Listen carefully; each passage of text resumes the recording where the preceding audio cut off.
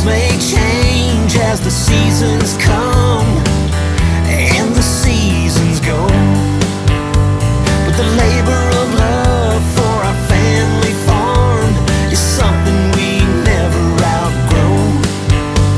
The family life that was taught to us is near and dear to our hearts.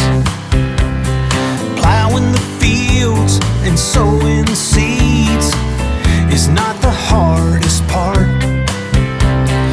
There are things that we can't control. We lean on prayers and hope. Lots of rain and plenty of sun are needed for our crops to grow. We have struggles, there's hard work and plenty of sweat. We're proud of our family farm and the memories we'll never forget.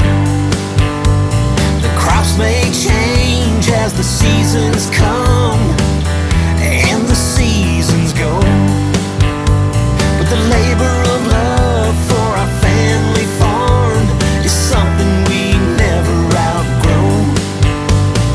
Daddy drives us to work real hard and make our family name.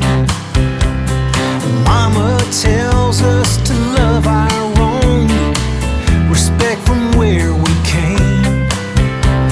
A good crop yield is what we need, but there's much more than that.